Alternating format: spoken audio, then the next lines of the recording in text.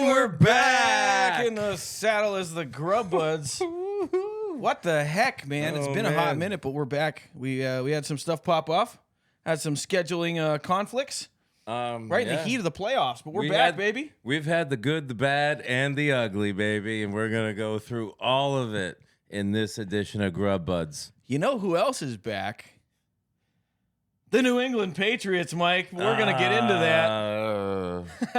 Hey, come on, I'm sitting here. Loyal to the soil, baby. Yeah. Come on. Boppity boopity. Bro, AFC Championship. Broncos, Patriots. That's going to be fun to talk about here in a minute. Yep. Not to get too ahead of ourselves, Dave. No. We read from the top down. But it's been a while since I've been here, and I'm just so excited to talk about the NFL, Mike. I know. Now, in the grub world, apparently there is a restaurant that is catching some heat currently, sir. Mm-hmm. I think in part due to their... Rats? No, not because of that, Mike. No. Okay, so it's not Singapore. Oh, didn't they just demolish that building? Yeah, they did. Yeah, they're putting a tavern on the square in there. I love it. Anyway. All right. No, this restaurant, man, it's getting some backlash for the style of its menu because they serve meals that serial killers had as their last meals on death row. That's what they say. Like, people go there and can eat the exact same thing that some serial killer had for their last meal. And I'm sure there's some weird ones. But the reason they're getting backlash, Mike, is because their business has been operating so well that they just expanded to a second city. Oh, goodness. Apparently, serial killer the food it sells, man. I don't know why. Well, I would expect if I was on death row and it was my last meal, I would like, I believe, is this a myth? I mean, I'm not sure, why I'm asking you guys, but is it a myth that you can actually kind of like order whatever you want? Like they'll get you just whatever, or is that true? Or have you guys ever heard that? Or I think, it's true. Okay. So, I mean, I would go all out. I would just want like the ribs, the chicken, fried chicken. I would want steak. I would want McDonald's burgers. I would want some Domino's pizza, mac and cheese, some mashed potatoes. I would want it all. Mike, did you just admit to being a serial killer? It rubs the lotion on its skin or else it gets the hose again. Look me in the eye, man. As I was naming that off, I was like, damn, this is oddly specific. This dude's already thought of his last meal on death row. We're like, what else did you think about, bud? Well, I mean, whatever. What do you want for your last meal? A whole sheet pan of pot brownies. They take my death row necklace off. I want to be lit into tomorrow. Yeah, whatever. By the time you plug me in. Yeah. Do we have a couple examples of the menu? There's been some odd ones. There's been some odd, like, serial killer finer meals. Final meals. When you go to that restaurant, yeah, right? Are you going there just because you're like, oh, this is like a serial? I don't know if we keep saying serial killer? Is that that seems weird. But anyway, so you're going to this. We can. You're going to this themed restaurant. And you know why you're going there, and you know exactly, but under what premise? Like, are you like, oh, I just want to go to this new little place and, it seems cool and something different? Or are you going there because you want someone specific? Like, I wonder what Ted Bundy ordered. He was executed, right? I think so. Yep. We're going to discuss their menu here in a second, right? I don't yet know what they have on their menu, but before we get into that menu, I'd like to mention some notable final serial killer meals from human history. All right? Okay. First up, we got Fritz Harman, Germany. He requested an expensive cigar and a cup of Brazilian coffee as his final meal. Like, why would you want to be more awake for that crap, bro? He's like... Maybe he thought it would save his life or something. Like, I want to feel it more. Like, Gosh. yeah. Like, what do you want as your final meal? 48 Red Bulls. Yeah. Man, then we have Veronique France. You'll never guess where they're from. France. Requested cafe au lait and a bread roll. So, again, coffee with milk. Carl Hopp from Germany requested sausages, bread, and beer. Okay. And another one from Germany, Matthias, Kniebel, I don't know, requested 6 glasses of beer. Hey, that's fine with me, I guess. You know, see, the thing is with the serial killer thing, I almost wish it wasn't like the last meal, but almost like, what would your favorite serial killer have for dinner? You know, that way you could talk about, for instance, Jeffrey Dahmer. Oh. You know, he was like one of those like very prolific, very popular serial killers, and people, you know, were like almost fixated on his story. Yep. And how it happened and all this stuff. They made documentaries about it, you know. The thing is, well, I mean, I guess he's not a good example of like what he would like to have for dinner, but maybe like John Wayne Gacy, the killer clown. Like, Yeah. if he was cooking for himself, what would he make at home? You know. It's interesting you say that because John Wayne Gacy is the first person on the menu. Yes. Ooh, gross. And his is a 6-piece fried chicken wing bucket, fried shrimp, side of fresh strawberries, and French fries. Dude, sounds good to me. Bing. All right. Next up on the menu.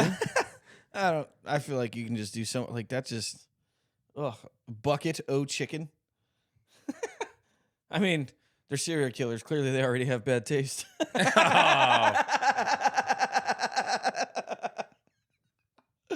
All right. Next up, we got 10 Budney. 8-ounce sirloin steak and eggs, hash browns, toast with butter and jelly, milk, coffee, and juice. Wow. So he went for like the Texas breakfast. Oh, yeah. Almost like he was probably getting executed early. So he wanted to get his nutrition in. I'm wondering if these last meals of these serial killers was like, maybe it was like part of their ritual. You know, was that like what they ate before they killed their people or something? You know what I mean? You think about that? You think like... No. I've never thought about that. Neither did I until now, dude. You're sick. Well, I'm sitting next to a serial killer. I'm trying to think like you.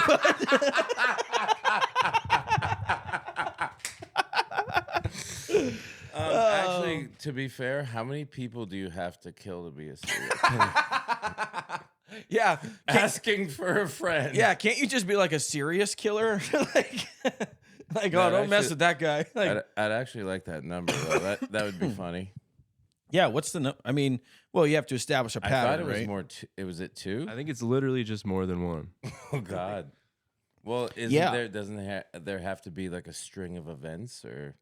I mean, Well, typically they try to determine motive, and just not some vagabond walking around just randomly murdering people. That's weird. Anywho, it happens. So, Mike, your final meal on death row would be what exactly?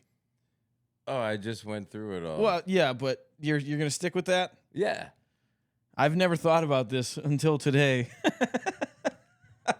Hold on. What would yours be? That's what I was just gonna tell you, Mike. I don't have an answer for you because Okay. Well, I didn't think of this. think about it.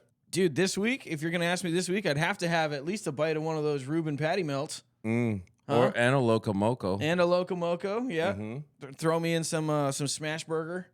Okay. Oh yeah, maybe a patty melt. I do like. There's a Hawaiian Kahlua pig eggs Benedict, like smoked pork eggs Benedict. Dude, I'd do that. I wouldn't mind to try the Cuban sandwich one more time. I'd want to eat a lot of seafood. Why? I'd want to eat a lot of seafood, so I smelled terrible when they electrocuted me. I'd eat nothing. I'd eat a bunch of beans too, for no reason other than to be unpleasant for everyone. This guy's ordering a whole boatload of Taco Bell. Like, oh God. Why does he want a 55-gallon drum of Heinz baked beans in a funnel? And a bunch of blackstrap molasses. And a gallon of X-Lax.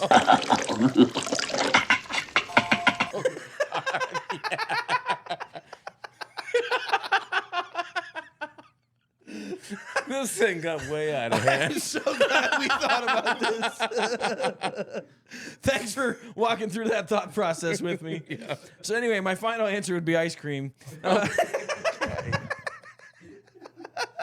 All right. No, I have more questions, Mike. I wonder how weird you can get with these requests, you know? Like, I want to eat my final meal on my grandmama's scarf. Like, it has to be prepared. Like, dude, how far do you think they'd reasonably let them take it? I mean, like I said, I've heard weird stories that they just like. I've heard stories of people that ordered like 20 McDonald's burgers and like, you know, just like that. That's why I kind of went off on my little menu there, because I've heard that you can almost get as much as you want, or sometimes they're gonna like, obviously, I don't think you can get anything you want, but I've in the back of my mind, I remember like people getting some like very not weird, but like a lot of stuff. Like, and a lot of different stuff. Like, it wasn't even like a meal. It was just like, I want a burger from McDonald's. I want some fried chicken. I want, you know, just like a bunch of different stuff. But A whole lot of everything? I wouldn't want corn, though. No corn? I want nothing but corn and beans. Yeah, who would actually ask for corn? On the, Corn, beans, and tuna. yeah, I'm not, you know, I'm just saying. What do you got? So apparently there are rules and regulations about what you can have in death row. It varies greatly depending on the state, but the more broad ones are about cost limits. It's $25 in Oklahoma and $40 in Florida. Requirements that the food be prepared by the kitchen or purchased locally, and bans on alcohol or tobacco. But again, it varies by the state. I would let the dude get some beers and stuff. You know? That's fine with me. Yeah, actually, I don't know. What's the difference between giving him what he wants for food, or she, and what they want for alcohol? They're already condemned. What kind of gum would you give them? Bazooka Joe. You know what kind I'd give them? Fuck them! They don't deserve shit. They're in there for a reason. Eat paste, motherfucker. Like, you know what? You should be able to request your last fucking meal and fucking look at it and sniff it through a fucking glass box that you can't fucking get to. Oh, That's what you should get. like what they do to rats in little experiments. Yeah. Oh, They should gosh. just Or fucking mice. waft it in your face, and then they should bring in some of the fucking victims' family members to eat it in front of you. Oh, that would be. Oh, imagine that. Like, fuck you.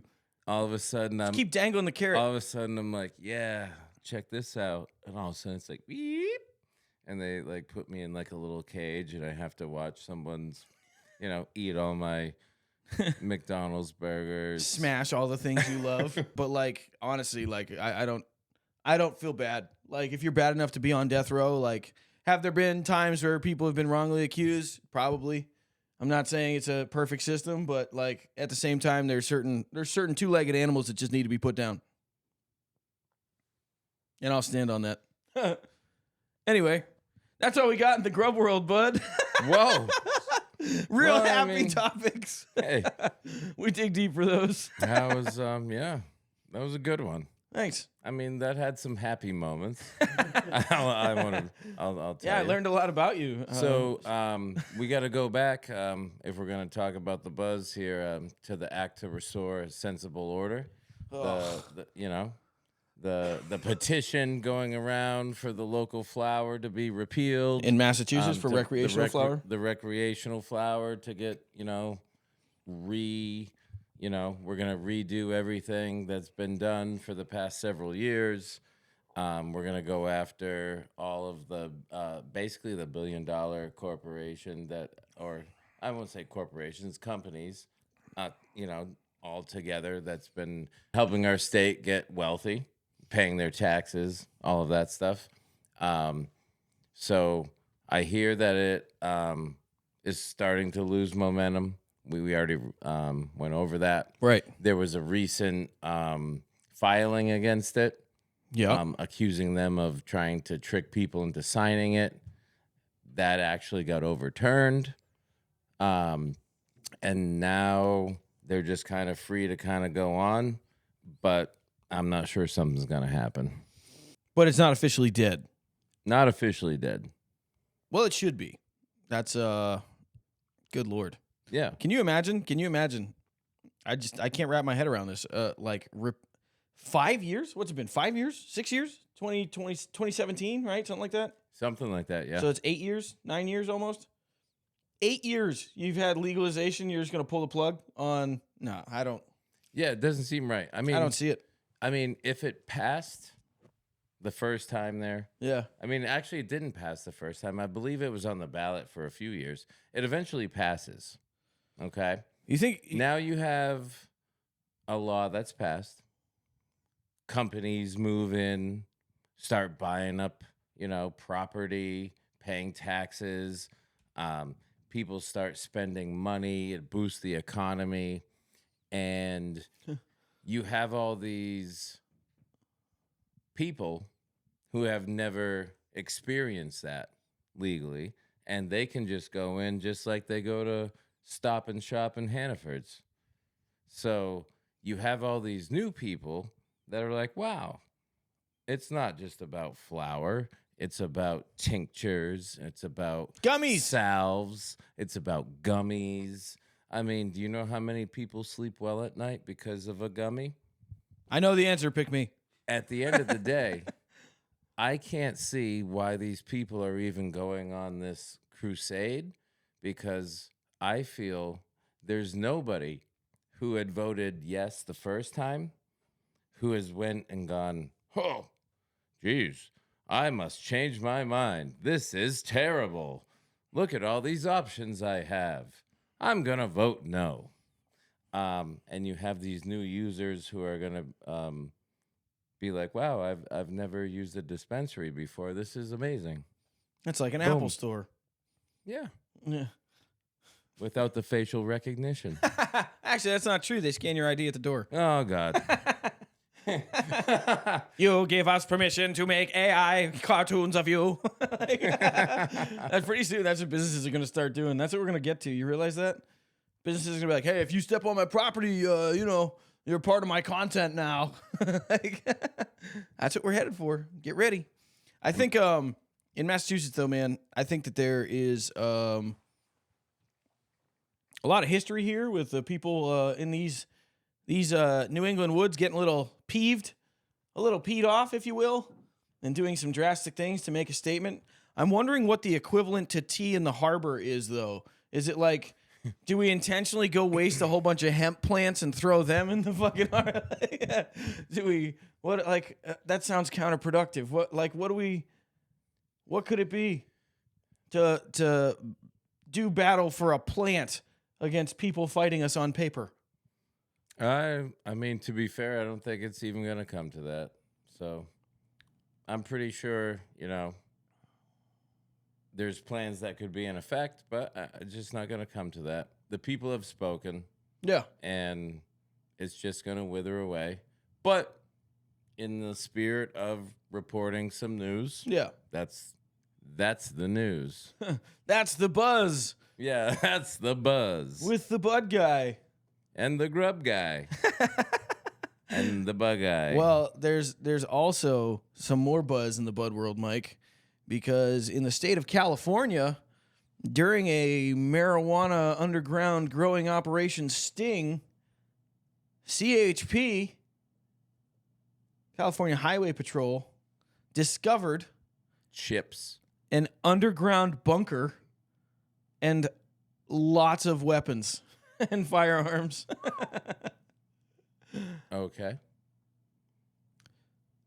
So which one of our friends was it, Mike? Because he probably needs bail money. Well, how underground was it? I don't know. I'd like to find out, though. Yeah. During the search, officers discovered an underground bunker accessible through a 100-foot-long culvert. Oh. The bunker was equipped with power, ventilation, a concrete floor, and built with drainage and the necessary supplies to cultivate marijuana. How'd they find that? Somebody must have tipped them off. How do you don't find, 100 feet down? Sounds like a waste of money.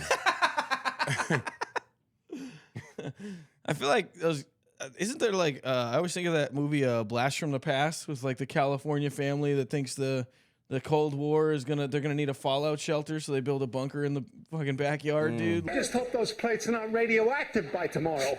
I feel like there was a lot of those doomsday preppers. Like, how do you find that out? Like, somebody must have ratted him out. He sold to the wrong guy. Yeah. In addition to the bunker, officers seized 13 firearms, 4 soft body armor vests, 30 high-capacity magazines, and approximately 10,000 rounds of ammunition, including armor-piercing rounds. I gotta pump those numbers up. Those are rookie numbers in this racket. Oh, this is a small-time operation. Yeah. Then. Yeah. Yeah. I mean, this isn't some large-scale stuff. This is some guy that probably lives alone, and has just slowly been stocking things because he's crazy. Well, no, let's do the math. 4 ballistic vests, about 10,000 rounds, 13 firearms. To me, that sounds like almost like a 4-person squad. They each get 3 weapons and 2 for the Alamo. No, I feel like it's some guy who has a mental illness who just likes to buy ballistic vests. He just stacks them. And he's like, He just comes. He just shows up looking like Chris Farley. Obviously he's a weirdo. So he's like, well, I mean, I like this one. Why not have a few? So you're actually not far off. It is Again, only yes! one guy got charged. Michael J. Camfold, age 40. 40. Oh, Wow. goodness gracious. Looks like he did that in the wrong state. Yeah. Imagine investing that much money into a bunker and then getting dimed out. Why popped. would you have 4 ballistic? Whatever. Oh, tell us more, Mr. Serial Killer. I feel like, I was literally trained by the government to kill people, Mike. Oh, gosh. Well, Like, hey, can you kill something? No. Yeah, go stand in line. Ah, fuck. Dave starts stepping on ants on the sidewalk. Well, my buddy that owns 5 tattoo shops out in Hawaii, he actually served under General Mathis, if you remember him. He Oh, was, yes. Yeah. Yeah, General Mathis, he was directly under him when he was a lieutenant colonel. He was in his unit, and he said they were deployed, and he'd pass other Marines and everything, like during the day or whatever, out there in the fucking desert. And every time they'd say, hey, good morning, Sergeant Major, afternoon, Sergeant Major, he'd be like, y'all kill something today? They're all like killing scorpions and ants and anything. Yeah, I killed Camel something today. spiders. Yeah. Oh, God.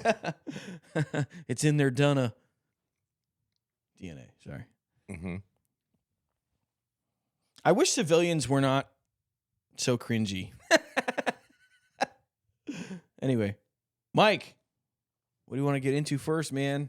We've had some weird playoff experiences. We've got a couple of receipts we need to go over. Mm-hmm. And we've got some new buzz around some NFL teams. What are you feeling? We could talk about some of the funny hirings. So the NFL head coach hirings? Yes, maybe, there's been some movement, you could say. Bowel movements. Oh. The Ravens just had a bowel movement. The Packers just had a bowel movement. You know, the Dolphins just had a bowel movement. We can just keep going. Keep going. The Bills are about to have a bowel movement, probably. Let's go. I don't even care. Let's go. Bro, the Giants, they struck first, and they think they got their guy in Mr. Harbaugh. Mr. John Harbaugh is down officially with the Giants, and when they introduced him, it sounded like the mafia had a gun to their head, dude. Oh, goodness gracious. And when we set out to do this, we knew that John was going to be the perfect person for the New York Giants. As an Italian, I can say that. I think there's more of a story when you talk about why or how the Ravens would be able to let him go. You know, I know, Cole, would you like to chime in on that a little bit? Do you have like a, yeah. Our in-house Ravens fan? Yeah. So, I mean, I think the Ravens might have made a big mistake because I don't think homeboy coming in is a Harbaugh. I know sometimes you got to reset. I'm just wondering, what's the sentiment? What do you think? There was like somewhat of a consensus among Raven fans that Harbaugh should be out. I mean, if you go to the playoffs that many times and that's like one main factor, I mean, how can you not look at that? It's an elephant in the room. I didn't expect there to be a new head coach this quick, but Harbaugh should have left, and he should have left sooner, if I'm being honest. I mean, I don't know a lot about Jesse Minter.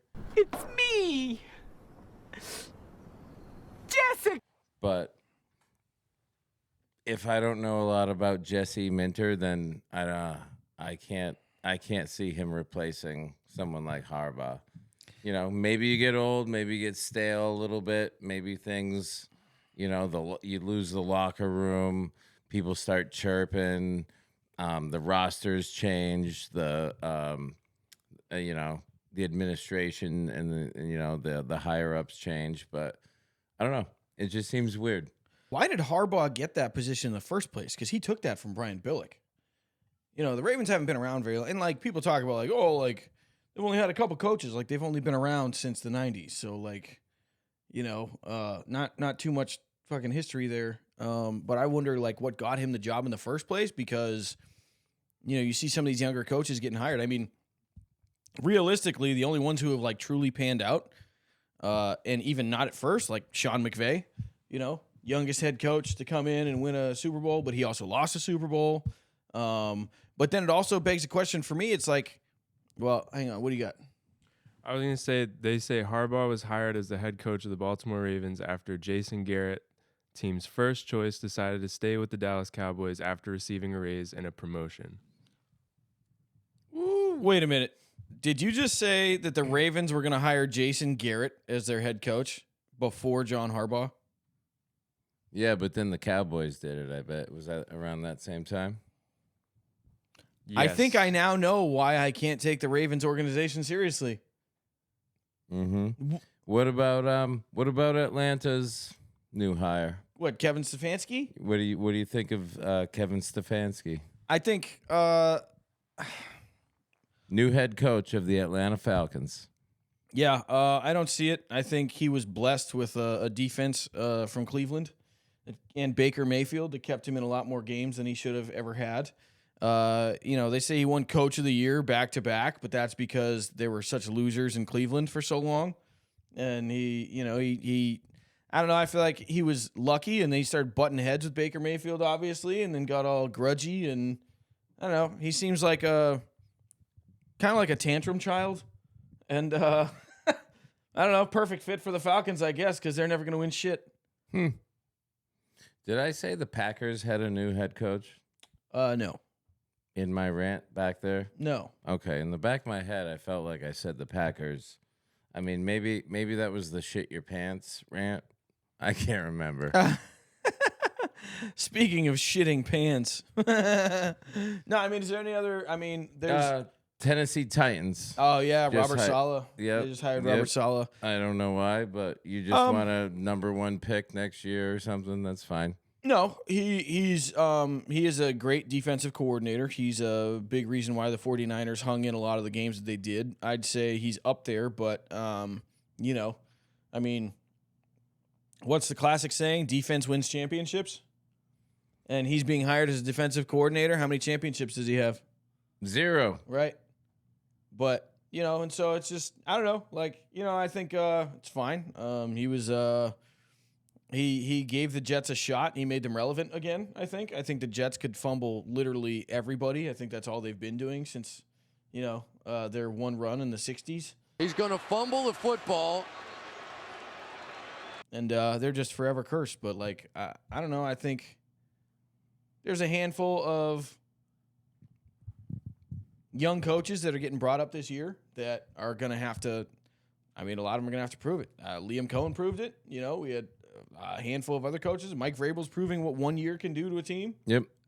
Speaking of that, have we talked about the other new coach in the AFC East for the Dolphins? Forrest Gump. Picture Mr. right Jeff Halfley? Jeff Halfley. You know, he's coming to Miami.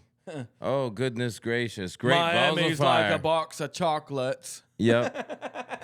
What about Mike McDaniel? Where's he headed? Oh, dude, Mike McDaniel did the funniest thing ever.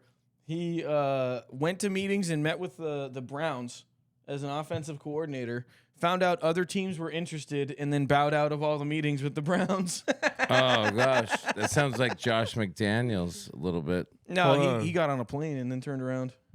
I mean, that's fine, too. What do you got? Try to guess where Mike McDaniel's going. Wait a minute. I know this.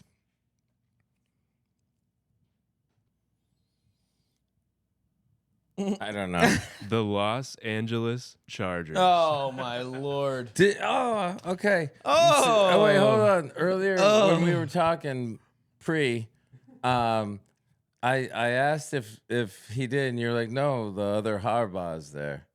He's the head coach. They're bringing him in as the offensive coordinator. Oh, wait, they're bringing in Mike McDaniel to be an as the offensive coordinator. Oh, okay. All right. Then I misunderstood. My bad. Who's he signing with, Mike? The Los Angeles Chargers. Go Bolts! Gold Dolts. Who could have predicted they were the Dolts, Mike? Anyone? Nobody. Anyone you know? Nobody here. Do the gloves need to come off, Mike? Bro, I got to say it, dude. I called it. They shit their pants. They made it to the playoffs, and they did what they do. They shit their pants. They can't be taken seriously. They're a cursed organization. Until they prove otherwise, they're the exact same as the Bills, but more pathetic because they've only been to one Super Bowl and didn't lose 4 consecutively. Yeah, I mean, I was hopeful, you know. Sometimes you want to root for the underdog. Sometimes you got to stick to your guns. Justin Herbert is the real deal. He didn't show it, and he on another team in a different situation. You know, I put him in the top 5. So only one can win, and I think the Bolts did fine. I think they made their fan base proud, and yeah, you did predict it. 3 points, Mike? They made their fan base proud with 3 points, with not a single passing yard after the first quarter. 3 fucking points? And you think Justin Herbert is the real deal? He is the real deal. He's the second coming of Matt Ryan. He is the unluckiest quarterback, or the dude. There's no way. Matt Ryan won an MVP. Yeah, you know what else he won? Nothing. He's an official meme lord for the 2 worst NFL comebacks in history. That is not by accident. You don't accidentally stumble into a blown 28-3 lead and then mix that up with a 44-0 lead and still lose, dude. You don't like Justin Herbert. He's not the guy, man. I'm sorry. Bolt gang. Sorry. Not sorry. He's regular season champ. I'll say it again. Stats. He's got the stats, and stats are only complementary to what? Wins. And wins only matter when what? championships in that order. He's got the stats, but he can't win. And he's playoff pressure clearly gets. His playoff performances have been atrocious. His defense gave him 4 turnovers in that comeback win against the Jaguars. The one playoff win that he has, or could have had. And he blew that lead, dude. Are we still talking about coaching hiring? No, we're talking about the Chargers. Please, no. and how they're I've had gaggers. enough. They're gaggers. No, Mike, you fucking talked so much fucking shit to me this year about the fucking Chargers. I didn't. You were just angry that I predicted the Chargers. I'm just saying, if it's not going to be the Pats, then I wanted to see the Chargers, and you got really upset about it. Like, that's all it is, really. And Okay, I'm sorry. And you said you were going to take receipts. And you have them, bro. Until the Chargers can prove that they're never mind.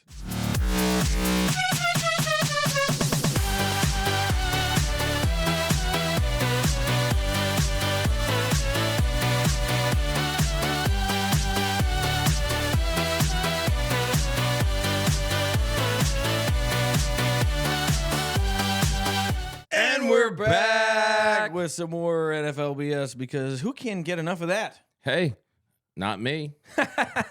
Mike, my news feed has been blowing up with all kinds of Bills fans crying about the outcome of the Bills-Broncos game in the divisional round and the AFC this past weekend. Mike, what are your thoughts on that game? Oh, man. I mean, even Josh Allen cried.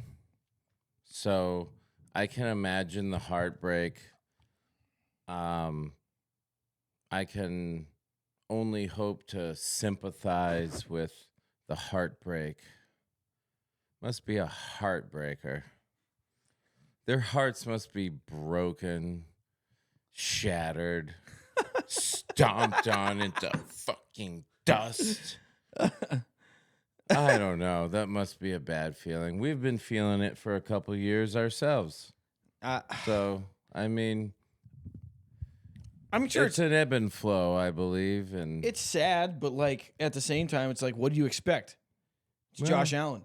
Yeah, I mean, if you crap your pants every year,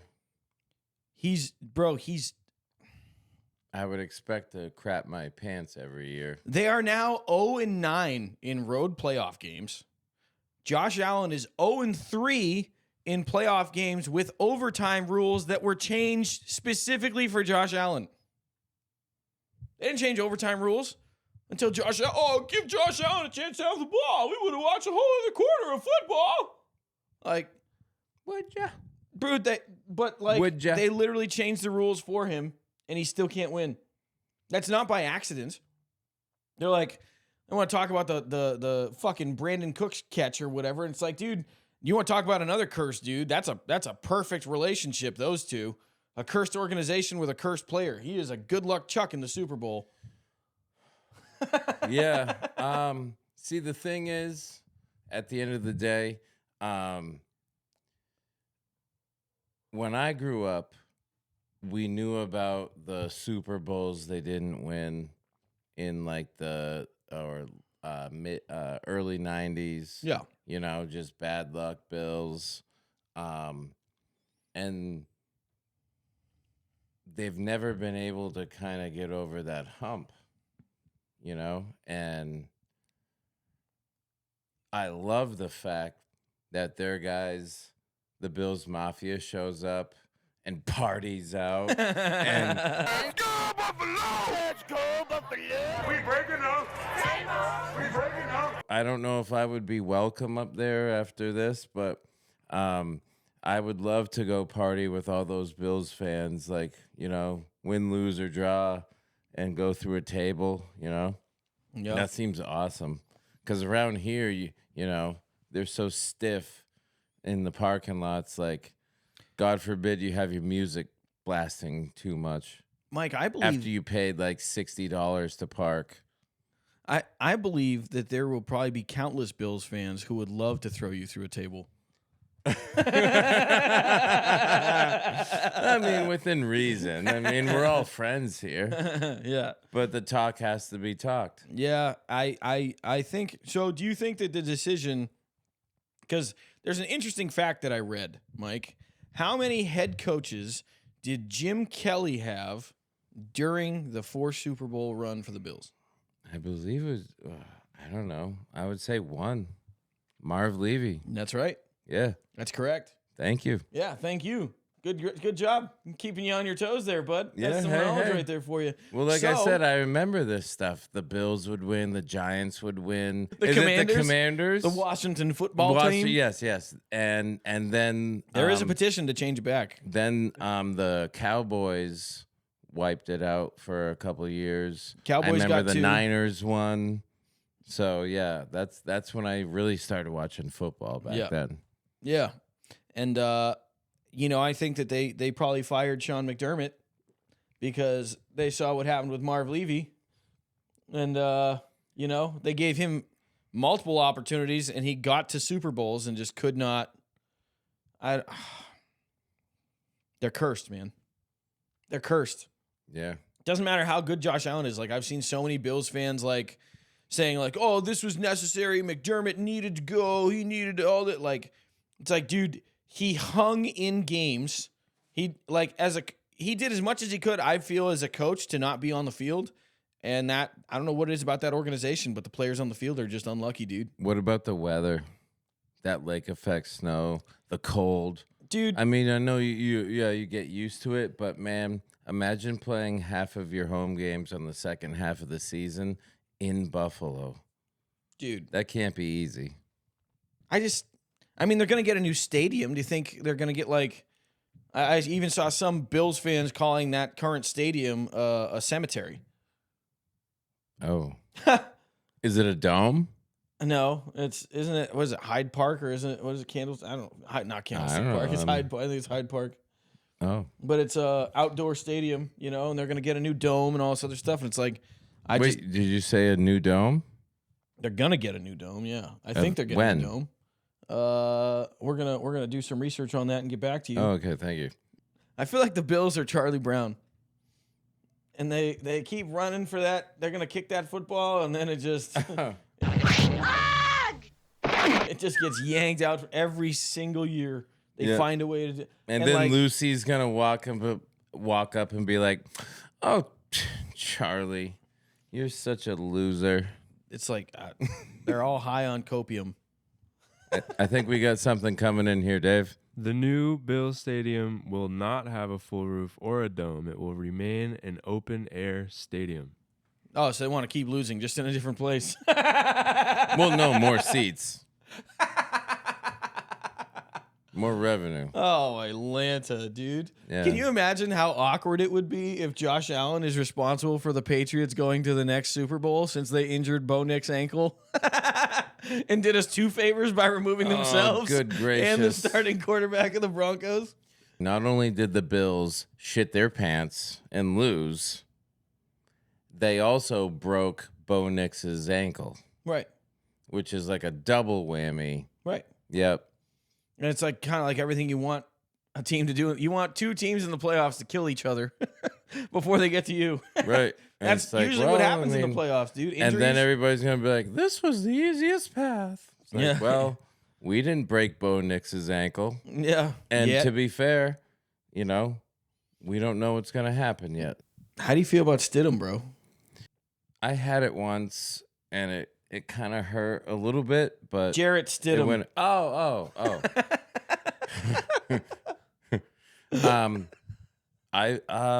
To be fair, Jarrett Stidham, I'm gonna give a little respect to.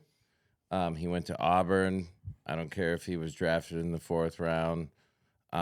He's bounced around a little bit.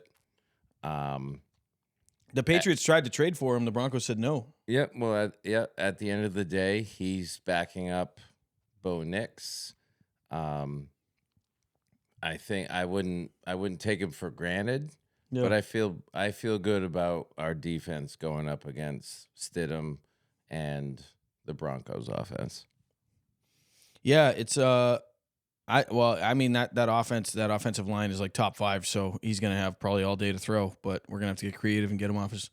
But I think if they can hit him, I think they're gonna do some damage, and he's gonna get uncomfortable real quick. I think Vrabel has the ability to be himself and continue fucking killing it. What'd you have? Before we get too far away from it, was that a catch with the Bills? No, it wasn't a catch. I don't feel bad, dude. But why? Because it was, dude. Watch that fucking play in real time. It was a lightning speed fast play, lightning speed fast. Well, I mean, yeah, it was.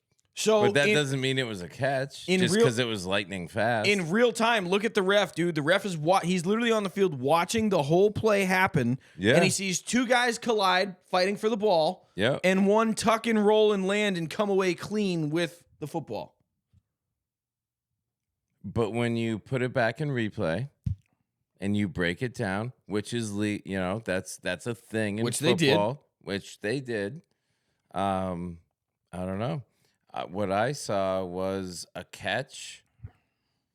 I saw a leg, an ankle, and not only a knee, but down on the back as this defender came across the top and just ripped the ball away while the guy was on his back.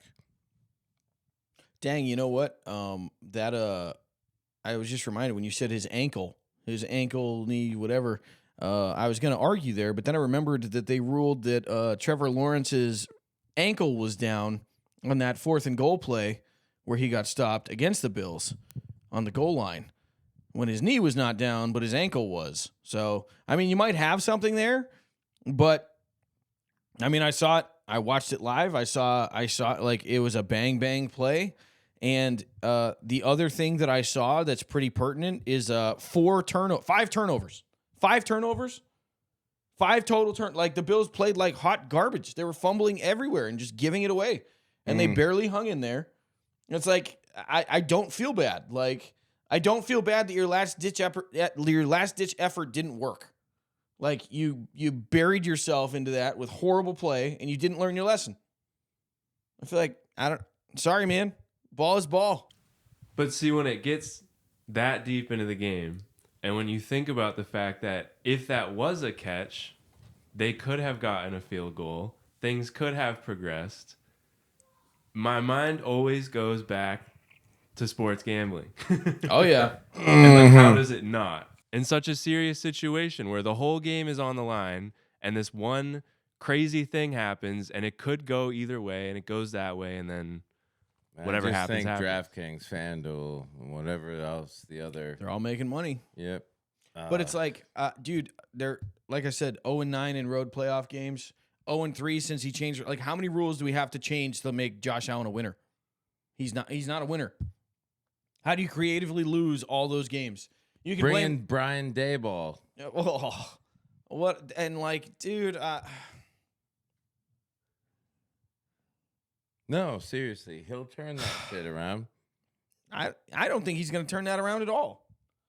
I don't think dude, I don't think it matters. I think coaching matters only as far as it affects players. And like, if nobody told Josh Allen to turn around and sissy throw a football and fumble it to the other team before the 2-minute warning in the second half, nobody told him to do that's Sean McDermott's fault. Nobody's telling that. If you get into this situation and you're running, just go ahead, turn around, and flip it to the other team. That's not Sean McDermott's fault. That's Josh Allen's fault. At what point are we going to start blaming Josh Allen for Josh Allen's bullshit? You can cry all you want because you finally realize the truth. You're not made of it, kid. Sorry. Whoa. Jesus Christ. Bro, you don't. It's just like Matt Ryan. It's just like Justin Herbert. You don't accidentally lose 9 road playoff games. That's not accidental. You can't blame. It's incidental. Like, oh, I'm going to blame the refs for everything. Like, you can't blame the refs for that. I mean, I don't disagree. Your passion is unmatched. Well, look, dude, it's like, it's because, dude, I'm so sick of these people calling, like, oh, you just, and like, dude, and I've said this before. I said this on this show. I hope Josh Allen can get a Super Bowl ring. This year I said I predicted it would have been a Rams-Bills Super Bowl. Yep, right? And now the Rams are in the NFC Championship, and the Bills shit their pants early, so I didn't call it all the way in. But it's not accidental. It's just like Aaron Rodgers, dude. Like I look at so much quarterback play this past week, and it continually reminds me that the playoffs are literally the only thing that matter in the NFL. If you look at playoff stats, look at how people play in the playoffs. It's a different game. It's a different animal. It's all the pressure in the world riding on them to perform, and you see who's who. And Josh Allen ain't got it. Neither does Aaron Rodgers. He's barely above 500 in the playoffs. I'm not sorry. Oh, but he can throw a pretty ball. Hey, literally, no discussion. Who's a better quarterback? No discussion, Dave. None. Can I discuss? Because we got to move on All to right, the fine. Pats Texans. Hit me. But no discussion. Just answer, and then I'll move on. Who's a better quarterback, Aaron Rodgers or Ben Roethlisberger? Ben Roethlisberger. Okay, let's go. Pats and Texans squared off. They sure did. And CJ Stroud, he's another one. And you called that as well. I did. Mm-hmm. And it was the game of let's let each other both win because we're going to have so many turnovers, and it's just going to be a slop fest. Battle of defenses, dude. You know what kind of bothers me about the stats of this game, though? Like, I've seen everybody, like, I've watched a couple, like, morning football shows and stuff. People get, like, talking about Drake May's performance. Like, he had 4 fumbles. It's like, yeah, he did against the number 1 defense, and he recovered 2 of them. You know what else he had? 3 touchdowns. Why is no one talking about that? Like, he had 4 fumbles. Yeah, he also had 3 touchdowns against a number 1 defense. Like, you can't fumble the ball 3 times in a game. I don't care who you are. Against a massive defense? No. Dude, that front line is probably the ugliest front line in football. Hold on to the damn ball. Absolutely. But, like, dude, it's going to happen. It's going to happen just like it happened with Brandin Graham in the 2017 Eagles Patriots Super Bowl. It will. But it just seemed like every time somebody tugged on his jersey, and hey, I'm a fan. But it seemed like every time anybody tugged on Drake May's jersey, he just coughed it up. And it's just like, man, if he gets pressured, he kind of gets a little squirrely. But if he can sit back in that pocket, he's got a real nice ball. Let me tell you something, Mike. Drake May, when pressured this season, completing passes downfield, has a 91% accuracy rating. So I dispute your claim, and I tell you to shove it. Hey. Go on, shove it. Oh, and go shove it. Shove it up your ass. We're going to reference that song a lot. Dude, that guy was talented. He should have gotten more credibility. Yeah, he should have. It sucks. Life is short. You got to love people. Yeah. So, I mean, CJ Stroud also shit his pants. Yeah, and So, LaShawn, I mean, everybody's just going to shit their pants right till the Super Bowl. So, what I think is funny is LaShawn McCoy went off on CJ Stroud about, like, being emotionless when he's the problem on the field. And, like, he was, like, going in on, like, really hard. Like, LaShawn McCoy was, like, laying into him. And I'm sitting over here like, how come nobody's been doing that to Aaron Rodgers since 2011?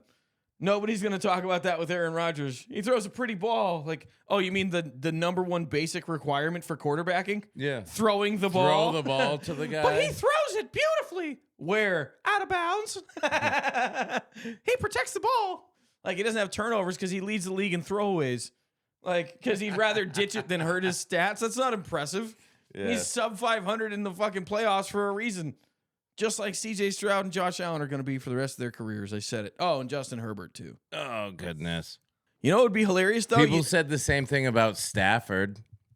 Yeah, but I always saw Until something in Stafford. The I've Lions always paid liked him Stafford. $250 million. I've always really liked Stafford. And I made the claim that he was a Hall of Famer after his first Super Bowl win. I don't think if we can find that tape, then I would believe you, but. Oh, I definitely said it on camera. We're good. Then roll it back. We will. No. I'm sure we will. And I like Stafford. I do like I Stafford. do love him. I think he's a Hall of Famer. I think he earned it with the Detroit Lions, and he's tough. Absolutely. I love him as a player. I love what he's given to the game. He's top 10 all time in yards. Yeah, you're right. He's got a ring. He played on the Detroit Lions and lived. Yeah. That in and of itself. But you know what, I got a hot take idea, right? All right, listen. We already saw it this season, okay? I know, like, you know, fluctuations and whatever, and like everything's crazy. It's like you don't want to sign anybody, Sean Payton. You don't want to sign anybody just in case, like not even, I don't know, Phillip Rivers, fresh off of a comeback season, who threw for over 300 yards against the Seattle Seahawks in his debut return after 5 years. You don't want that guy behind your number one offensive line and your top 5 defense going into the Super Bowl? Apparently not. It's like, y'all brought Peyton Manning, who couldn't throw a ball 5 yards, but you're not going to sign Phillip Rivers when you actually have a chance to do something? You know what I mean? Who would you sign if you were the Broncos right now in free agency? Who would you sign? I mean, I'm not even sure who's available. Tom Brady. Yeah, I'd be like, hey. No, realistically, Phillip Rivers. See? Yeah. Grub Budz. Ship it. So, Or Marcus Mariota if he's not on a roster. I think he is. I think he was on the Commanders, and he did not do well. Wow. Yeah. Yeah. Wow. It signed Tua. Ugh. Then again, you might need 2 of those. Yeah. Too soon. All right. Also, Mike, speaking of Stafford, the Rams-Bears game this past week. How'd you feel, dude? The Bears almost came back in that playoff game at home.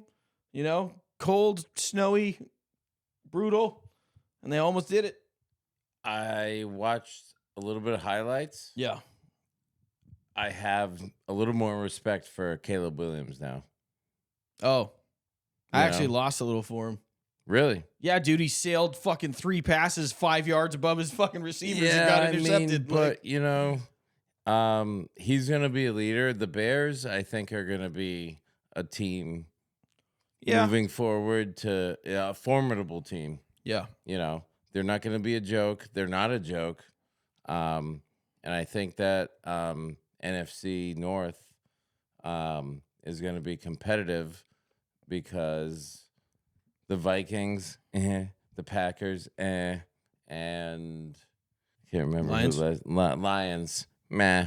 I think the Bears are going to be the team to beat moving forward here. Yeah, the Packers are just I don't know. I think Matt LaFleur's got that same curse, man. He's got like the Shanahan curse. They all came from the same tree. Sean McVay's the only one that made it out. Everybody else is terrible in the Super Bowl. Just like Brandin Cooks, bro. Can we talk about how he's a good luck Chuck? Think about it. Patriots signed him in 2017. What happens? He gets leveled in the Super Bowl. We lose, right? He goes out. Then we go to the Super Bowl the next year against who? The Rams. And who? Brandin Cooks. And we win and he loses. Like, he's a good luck Chuck, man. He's bad luck. He's perfect for the Bills. You think we should sign him? No. Hell no. Oh, okay. Absolutely not. Broncos, Patriots. Who is winning? By how much? And why? I think it's going to be a defensive struggle. I think it's going to be a big defense game. Who do you think is going to take it? Well, I mean, I don't want to be a homer. I do. All right. I think it's Pats by like 27-24. That's what I'm going to go with. All right.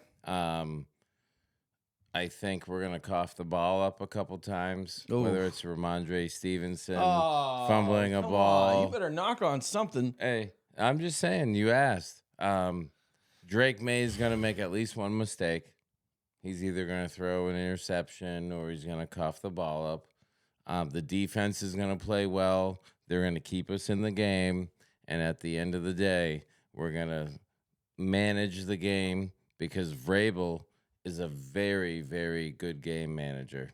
if you remember the time in Tennessee where he effed us over with those Revengeance against Bill with the offsides and the false starts. With the offsides and the Wind false that starts clock, so we baby. can just keep Just winding wind the it. clock. Yeah. Dude, you could tell that Bill Belichick was just dumbfounded. Like, No, he used it against him because Well, Belichick, I mean, he Belichick did that but- earlier that year. Right. That's where he learned it from. Right. And he was just like, Against "You the Jets and Adam Gase. Yeah, he was like, "And you mofo." Yep. Right. So I think I have confidence in the coach, which, as we said earlier, if you know the coach is, you know, the head of the class, I think we're gonna win by 3. I think it's gonna be, you know, back and forth because of sports betting's DraftKings, FanDuel. But anyway, what's your take? 23-13 Patriots. Okay, 10-pointer. Yep. Yeah. A touchdown and a kick. Yep. All right. I How think- so? How's it gonna happen? I think Stidham's going to make some mistakes. I think, you know, he hasn't taken a snap in 2 years. All of his highlights were against the Raiders in their rebuild. Not impressive. I get it. Like, I'm sure he gets the offense and whatever, and I'm sure he's going to have time, and I'm sure they're going to, you know, but I think Vrabel's a defensive mind. I trust in Vrabel, and I think he's going to give them hell. And I think Peyton's going to try to and this is the other thing nobody's talking about. Peyton's going to dial up a bunch of gadget plays. He always does. When he's desperate, think about his only Super Bowl win. He had the onside kickoff return, the onside kick to open the half that they recovered. You know, like ballsy, like he'll steal one. You know, he's not afraid. He's definitely, he's cunning. And he's not afraid. I mean, he's going to pull out all the stops, obviously. Yeah. He's ballsy. He's not afraid to get dirty. Yep. He's just not a coach that I would like to go up against for sure. No, but I think the Pats will do well. And I mean, even if like, dude, if the season ends this week for the Patriots, it's like they already proved everything that they needed to this season already. We're number 1 in cap space going into the offseason with a solid, complete team. You know what I mean? The Bills are going to be in rebuild mode with a new coach. The Dolphins are going to be in rebuild mode. The Jets are going to be the Jets. We have a chance. And I think if we win it all, then dope. Awesome for everybody. That's amazing for New England. What a great, amazing comeback, bounce back. I think Vrabel would deserve that as a player and coach who's been a champion. Some Vrabel stats, And, Mike. Hold on. And a testament to the AFC East. Absolutely. You know, like if somebody's going to win, it might have you know, you want it to come out of your division. Right. I would think. Right. Unless you're a total hater. Which most Bills fans are. But a crazy statistic, Mike. Vrabel is 12 of 12 for offensive touchdowns in the playoffs. Where he lined up 12 separate times, was throwing the ball, and caught them all 12 times. He's perfect. And he's a champion. He's a 3-time Super Bowl champion. I think it's going to be good. What are you going to have for grub? Like, you know? We're thinking of I've had this little tradition going for a little while. Yep. On Sundays, watching the Pats. I like these little street tacos. Yeah. So we've been making our own little street tacos. Dope. That's where I've been experimenting a little bit with shit. with the hot sauce. Oh, hey, let's go. I'm trying to get a little spicy, you know what I'm saying? You go Tapatio, you go Tabasco, you go Cholula. What do you got? I go Cholula. Yeah, Cholula. And then I'll hit some Franks on it too, you know what I'm saying? So all right. I like that. So that's what we're going to be doing. It's going to be snowing. Oh, yeah. Like a mofo. Yeah, it is. So I'm glad we're not in Foxborough. Yeah. Because that would be a total S show. Right. Yeah. They're predicting like almost like 2 feet of snow. So we're gonna saddle up. We're gonna ride out to Denver and we're gonna cut the heads off some horses. And leave them in their beds. Yeah. Cue the Godfather clip.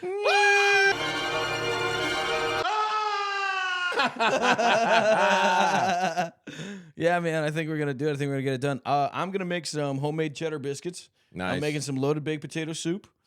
And then I think we're gonna do a couple of pressed Sammys. I might do some smash burger melts. You know what I mean? Smash burger patty melts. And some mushroom, bacon, Swiss, and maybe a little au jus. You know what I mean? Love it. I am the grub guy, and then I'm probably gonna do some zesty curly chili fries.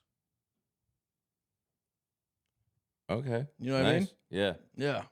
So How you gonna zest them?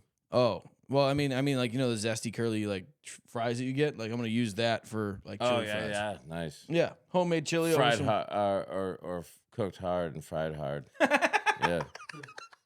What? Well, you don't like. I Like hate them when people poggers. like make the limp curly fries. Oh, I hate any limp fries. Yeah, I mean, yeah, me too. I don't like I anything. mean, that I don't was like my anything only limp in my point. mouth, Like, that was my only point. I like crispy fries. especially a limp biscuit. Ew. I never knew what that meant. Well, I'm not gonna tell you. 'Cause Why not? I don't want to. No. What is it? No. What is it? No. Not on camera. Why? Because Is it that bad? that's bad. Should I just Google it? It's not good. All right, I'll Google it. It's not good, and I don't want to say it. And why would you name your band that? What the hell? Well, All right. Fred Durst is a weirdo. Ugh. Fred Durst. He was in that SmackDown Just Bring It game, dude. He was, And his yeah, finisher sucked. He was an unlockable. Yeah, his finisher, he'd like get you up like a power bomb, and then he'd like spin around in a circle and just drop you on your back, like back to back with like what? Kaka. Rolling, rolling, rolling, rolling. Keep rolling, rolling. The Undertaker used his song, right? Yeah, when it was the All American Badass. Yep. One of these, we're gonna do the top 5 entrances. Oh, we're gonna do a couple, and top 5 themes. and we have some updates, Mike. Adam has been working on my football highlights for you. Oh God. So you'll get to dump all over those here in the next couple weeks as well. It'll be good. Yeah.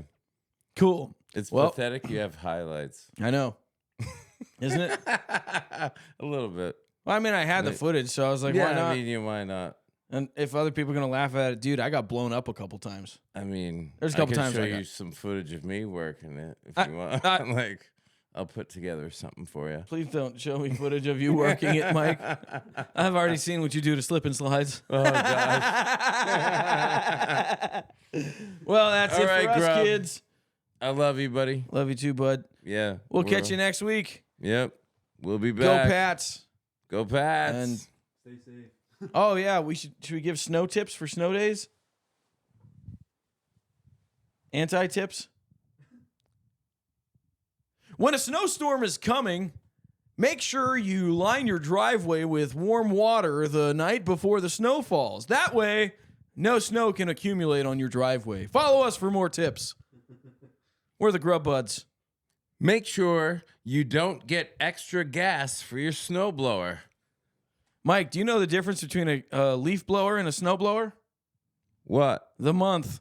Oh, Strap that jetpack on and blow that snow into your neighbor's yard. Make it their problem. Grub Make- Budz tips for the winter. make sure you don't say, "Honey, where's the shovel?" I don't give a fuck.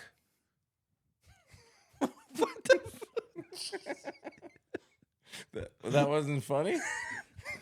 Like the guy doesn't fucking care where his fucking shovel is? He's like, honey, where's the shovel? I don't give a fuck. And he's gonna make his wife go shovel. Oh my God. Put your back into it. Yeah. Have you called the plowman? Shut the fuck up. He charges $50. Fuck. Shortly before below freezing temperatures, make sure you coat all of your doorknobs with warm water. Yeah.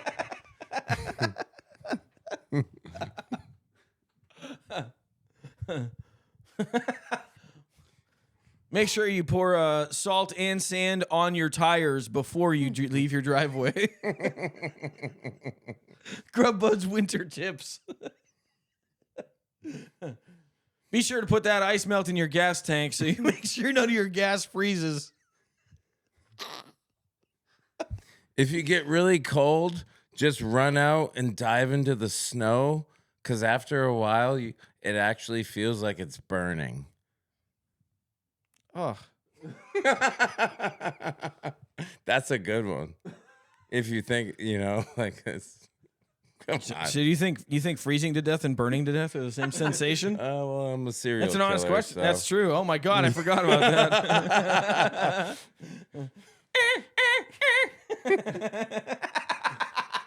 Karate. What is that, American Psycho? The little raincoat dance. Taking with you later. All right, this time All we're right. really leaving. Yes, I love you, brother. Follow us for more Grub Budz Thank tips. you, Love everybody. too. Thank you, Love Cole. y'all. Thank you, everybody. Party on, Wayne. Like, comment, subscribe. It's the Grub Budz. Hey, hey. It's the Grub Budz. Hey. You've got the food, the flour, everything in between. Talking trash, blowing smoke. If you know what I mean, it's the Grub Budz. Grub Budz. Highly recommended.